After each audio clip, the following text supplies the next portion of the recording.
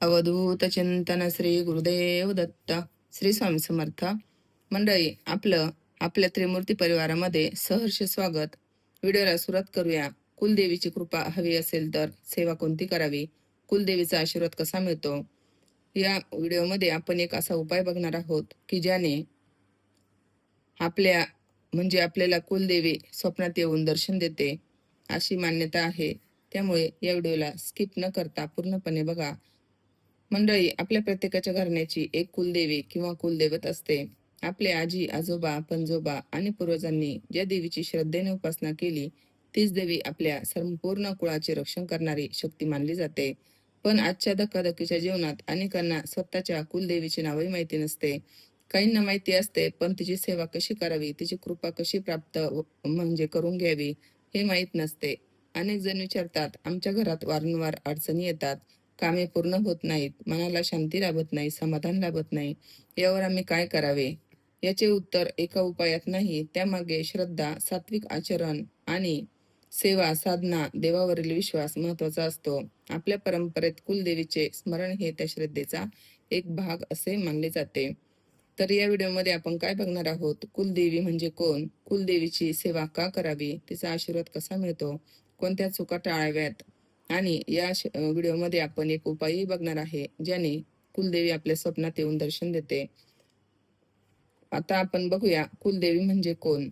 कुल म्हणजे आपला वंश, आपले घराणे, आपली परंपरा आणि त्या कुळाचे संरक्षण करणारी देवी म्हणजे कुलदेवी. महाराष्ट्रात अनेक घराण्याच्या कुलदेवता ह्या वेगवेगळ्या आहेत. कोणाची तुळजाभवानी, कोणाची महालक्ष्मी, कोणाची सप्तशृंगी माता, तर कोणाची रेणुका माता. आपल्या पूर्वजांनी ज्या देवीवर अखंड श्रद्धा ठेवली, संकटात तिचे स्मरण केले, शुभ कार्यापूर्वी तिचे दर्शन घेतले, तीच देवी आजही आपल्या कुळाची अधिष्ठात्री म्हणून मानली जाते. म्हणूनच विवाह, मुंज, गृहप्रवेश, नामकरण, नवीन व्यवसाय किंवा इतर शुभ कार्यांपूर्वी अनेक कुटुंबांमध्ये कुलदेवीचे स्मरण करण्याची परंपरा आजही जपली जाते. आता मंडळी, कुलदेवीची सेवा का करावी आपण या व्हिडिओमध्ये आता बघूया. कुलदेवीची सेवा का करावी आणि ती किती महत्वाची असते. अनेकांना वाटते की देव म्हणजे फक्त पूजा, आरती आणि नैवेद्य. पण आपल्या संतांनी आणि परंपरेने शिकवले आहे की देवपूजेचा खरा अर्थ म्हणजे श्रद्धा, नम्रता आणि चांगले आचरण. कुलदेवीची सेवा केल्याने सर्व समस्या दूर होतात, परंतु अनेक भक्तांच्या श्रद्धेनुसार तिचे स्मरण केल्याने मनाला धैर्य, संकटांना सामोरे जाण्याची शक्ती आणि योग्य मार्गावर चालण्याची प्रेरणा मिळते. त्यासाठी आपल्याला देवीच्या सेवा हे केले पाहिजे. दुर्गा सप्तशती या ग्रंथाचे म्हणजे शक्य होईल तेवढे पारायण केले पाहिजे. देवीचा मंत्र जप केला पाहिजे. ओम ऐं ह्रीं क्लीं चामुंडाय विच्चे हा कुलदेवीचा हा एक मंत्र आहे.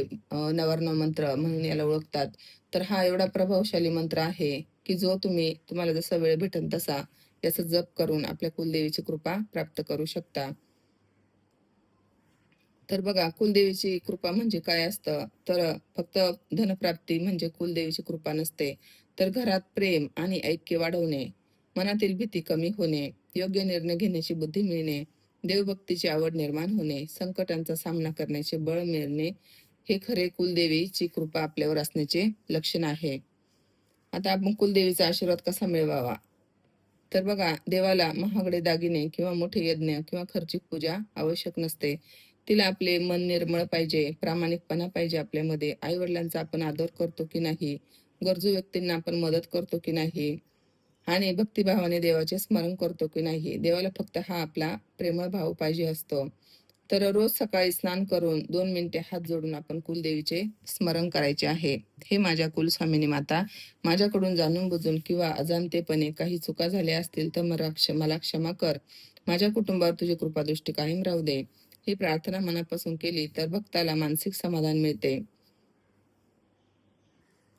मंडळी, आता आपण बघूया कुलदेवीची सेवा कशी करावी. अनेकांना वाटते की कुलदेवीची सेवा म्हणजे खूप मोठी पूजा, मोठा खर्च किंवा विशेष विधी, पण प्रत्यक्षात तसे नाही. देवीला सर्वात प्रिय असतो तो भक्तांचा भाव. जर तुमच्या घरी कुलदेवीची मूर्ती किंवा फोटो असेल तर रोज सकाळी स्नान करून तिच्या समोर एक दिवा लावावा. शक्य असल्यास तुपाचा दिवा लावा, अन्यथा तिळाच्याही तेलाचा दिवा लावू शकता. देवीला हळदी कुंकू, एक फूल अर्पण करा आणि देवीचा अभिषेक, शक्य असल्यास देवीचा अभिषेक करा आणि देवीला मनापासून नमस्कार करा. आपल्या मनामध्ये फक्त भाव महत्वाचा आहे, कारण देवांना आंतरिक श्रद्धा, आंतरिक भाव हा महत्वाचा असतो. बाहेरील जो काही दिखावा आहे तो त्यांना अजिबात महत्वाचा नसतो. त्यानंतर देवीला हात जोडून प्रार्थना करायची आहे. अशी देवीची ही आपण सेवा करायची आहे. आता आपण यामध्ये जाणून घेऊया की तो कोणता उपाय आहे जेणे आपल्या देवी आपल्या स्वप्नात येऊन आपल्याला दर्शन देते. बघा मंडळी, मंगळवारी कुलदेवीची कृपा मिळवण्यासाठी हा एक सुपारीचा उपाय करायचा आहे. हा उपाय कुटुंबामध्ये श्रद्धेने आणि एकदम म्हणजे भावभक्तीने करायचा आहे. तरच आपल्यावर कुलदेवीची म्हणजे ती आपल्या स्वप्नामध्ये येऊन आपल्याला दर्शन देऊ शकते. कोणतीही सेवा करताना मनामध्ये श्रद्धा भाव हा खूप महत्वाचा असतो.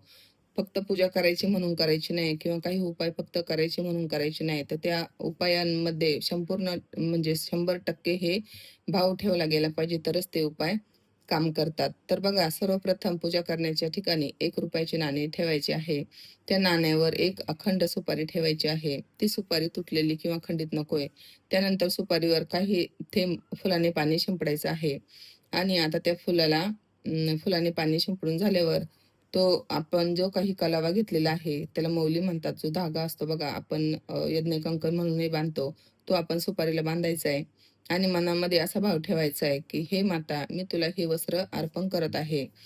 आणि त्यानंतर सुपारीला हळदी, कुंकू, अक्षता व्हायच्या आहेत आणि मनोभावे प्रार्थना करायची आहे. ती सुपारी म्हणजेच आपली कुलस्वामिनी माता आहे असं समजून त्या सुपारीला नमस्कार करायचा आहे. "हे कुलस्वामिनी माता, हा शृंगार तू स्वीकार कर. जो मी तुला धागा बांधला आहे, ते तुझे वस्त्र आहे आणि माझ्याकडून जाणून अजाणतेपणी ज्या काही चुका झाल्या असतील त्या मला क्षमा कर. माझ्या कुटुंबाचे रक्षण कर. आमच्या घरात सुख, शांती, आरोग्य लाभू दे आणि नेहमी धर्माच्या मार्गावर चालण्याची आम्हाला प्रेरणा दे." त्यानंतर एक तुपाचा दिवा प्रज्वलित करा आणि कुलदेवीचा नामजप करा. म्हणजेच ओम ऐं ह्रीं क्लीं चामुंडाय विच्चे हा मंत्र जप करा. त्यानंतर ही सुपारी कुलदेवीचे प्रतीक म्हणून देवघरात स्वच्छ ठिकाणी ठेवायची आहे. रोज सकाळी आणि संध्याकाळी त्या सुपारीसमोर धूपदीप दाखवून मनापासून प्रार्थना करायची आहे. बघा, नक्कीच काही दिवसातच तुमचं जे काही तुमच्या स्वप्नात कुलदेवी येऊन तुम्हाला नक्कीच दर्शन देईन. हा उपाय अगदी भक्तिभावाने, श्रद्धेने करायचा आहे. अनेक कुटुंबामध्ये अशी श्रद्धा आहे की नियमित भक्ती, प्रार्थना आणि सात्विक जीवन यामुळे कुलदेवीची कृपा लाभते आणि योग्य निर्णय घेण्याचे बळ मिळते. हा उपाय खूप प्रभावी आहे. प्रत्येकाने करून बघण्यासारखा आहे. फक्त उपाय करताना मनामध्ये श्रद्धा, भाव आणि निर्मळ मन ठेवायचं आहे. तर मंडळी, आता पुढील भागामध्ये आपण बघूया, कुलदेवी आपल्यावर रागवते का? कुलदेवीचा आपल्यावर कोप होतो का? तर बघा, कुलदेवी ही आपल्या कुळाची देवी आहे. ती आपल्या भक्तांवर कधीच रागावत नाही. पण जेव्हा आपल्याला तिची म्हणजे आठवण होत नाही, आपण तिला विसरून जातो, त्यावेळी ती नक्कीच असे काहीतरी संकेत देत असते, की जेणेकरून आपल्याला तिचा विसर पडलेला असतो. तो विसर आपण म्हणजे आपल्या लक्षात यावं, की "अरे, माझ्याकडून असं-असं चुका होतायत." असं-असं. तरी काही जणांना कितीही देवाने संकेत दिले, तर ते समजत नाहीत. कारण त्याचे प्रारब्ध असते. तिच्या लक्षात येत नाही आणि काही जणांना लगेच लक्षात येतं, की असे संकेत आहेत, माझ्याकडून काहीतरी चूक होते. तर बघा, जशी आई आपल्या मुलावर प्रेम करते, तसेच कुलदेवी ही आपल्या भक्तांवर माया करते. मुलांकडून चूक झाली तर आई त्याला कायमची सोडून देत नाही. ती त्याला योग्य मार्ग दाखवते. त्याचप्रमाणे कुलदेवी ही आपल्या भक्तांना सदैव योग्य मार्गावर जाण्याची प्रेरणा देते. त्यामुळे अडचण किंवा दुःख आले की देवीचा राग आहे असे मानणे योग्य नाही. पण जीवनामध्ये सुख, दुःख, यश, अपयश येतच असते. पण अशा काळात श्रद्धा, संयम आणि प्रार्थना आपल्या मनाला मानसिक बळ देते. पण ज्यावेळेस आपण भरपूर काही लोक असे असतात बघा, भरपूर दिवस झाले तर आपण कुलदेवीला जात नाही, कुलदेवीचा मान-सन्मान करत नाही. म्हणजे दर 1 वर्षातून किंवा 3 वर्षातून तरी एकदा कुलदेवीला गेलं पाहिजे, तिचा मान-सन्मान केला पाहिजे. कारण कुलदेवी प्रसन्न असेल तर आपल्या घरामध्ये एकही प्रश्न राहत नाही. आपल्या जे काही मुलांचे लग्नाचे प्रश्न असतील, नोकरीचे प्रश्न असतील, आपल्या घरामध्ये म्हणजे कधी-कधी खूप वादविवाद होतात. जे काही असे प्रश्न उद्भवतात, ते सर्व काही कुलदैवत आणि कुलदेवीच्या म्हणजे कोपामुळेच उद्भवत असतात. त्यामुळे कुलदेवीची सेवा होणे हे खूप गरजेचे आहे. घरामध्ये निदान आठवड्यातून एकदा तरी दुर्गा सप्तशती या ग्रंथाचा पाठ व्हावा. ज्यावेळेस नवरात्र असते, त्यावेळेस आपण देवीचे पाठ हे घरामध्ये केले पाहिजे. आपल्या घरातील जी काही आपली स्त्री असते, घरातली कर्ती स्त्री असते, तिने हे पाठ करायचे आहेत आणि हे पाठ केल्यामुळे आपल्या घरामध्ये जे काही संकट असते, अरिष्ट असते, ते टळले जाते. आता याच्यामध्ये आपण कोणत्या चुका टाळायच्या आहेत? तर बघा, फक्त संकट आले की देवीची आठवण करायची नाहीये. मगाशीच सांगितल्याप्रमाणे दर 1 वर्षात किंवा 3 वर्षात आपण कुलदेवीला जाऊन तिचा मान-सन्मान करायचा आहे. साडी, चोळी, अलंकार जे काही तुम्हाला यथाशक्ती शक्य होईल ते देवीच्या स्थानावर जाऊन तिला अर्पण करायचं आहे. जी तुमची कुलदेवी असेल ती. प्रत्येकाची कुलदेवी ही वेगवेगळी असते. आपले जे काही महाराष्ट्रामध्ये 3.5 शक्तिपीठं आहेत, त्यामध्ये तुळजाभवानी, रेणुका माता, महालक्ष्मी अशा या कुलदेवी आहेत आपल्या. सप्तशृंगी माता आणि यांच्या ज्यांची जशी देवी असेल, कुलदेवी असेल त्यांनी तसं त्यांचा मान-सन्मान करायचा आहे. आता आपण याच्यामध्ये दुसरी चूक कोणती टाळायची आहेत, की आपल्या घरात जे काही आई-वडील असतील, वडीलधाऱ्या माणसांचा आपण अपमान करायचा नाहीये. ज्या घरात मोठ्या माणसांचा सन्मान होतो, ते घर देवाला अत्यंत प्रिय असते. तिसरी चूक म्हणजे अन्नाचा अपमान करायचा नाहीये. सनातन धर्मात अन्नाला पूर्ण ब्रह्मा म्हटले आहे. त्यामुळे अन्न वाया घालवू नका. चौथी चूक खोटे बोलणे, फसवणूक करणे आणि दुसऱ्यांचे मन दुखवणे. देवाला अशा गोष्टी प्रिय नसतात. पाचवी चूक म्हणजे अहंकार. माणूस किती मोठा झाला तरी नम्रता सोडू नये. अहंकारामुळे भक्ती कमी होते. आता याच्यामध्ये एक प्रेरणादायी कथा सांगते तुम्हाला. एका छोट्या गावात एक कुटुंब राहत होते.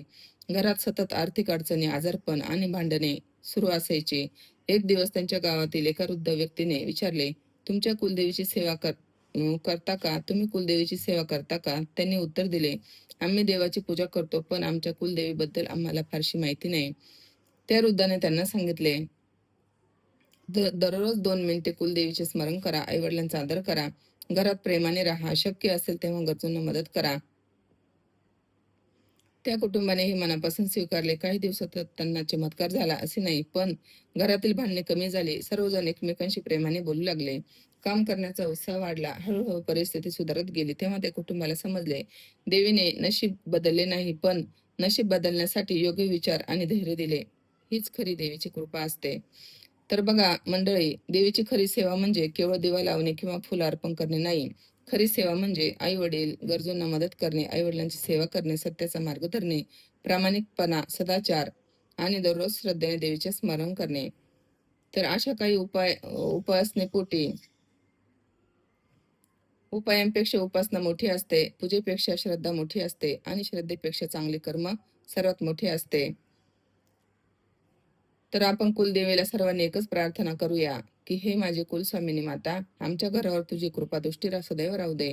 आमच्या कुटुंबातील प्रत्येकाला उत्तम आरोग्य, सद्बुद्धी आणि चांगले संस्कार दे. आमच्या घरातील मतभेद दूर करून प्रेम, ऐक्य आणि समाधान आम्हाला लाभू दे. आम्हाला अहंकारापासून दूर ठेव. आमच्या हातून नेहमी चांगले सत्कर्म घडू दे. तुझ्या चरणी आमची अखंड भक्ती राहू दे." तर बघा मंडळी, ही माहिती जर तुम्हाला आवडली असेल, तर नक्कीच या व्हिडिओला लाईक, शेअर आणि सबस्क्राईब करा आणि आपल्या अशाच नवीन-नवीन व्हिडिओसाठी या चॅनलला भेट देत जा. सर्वांना श्री स्वामी समर्थ. अवधूत चिंतन श्री गुरुदेव दत्त.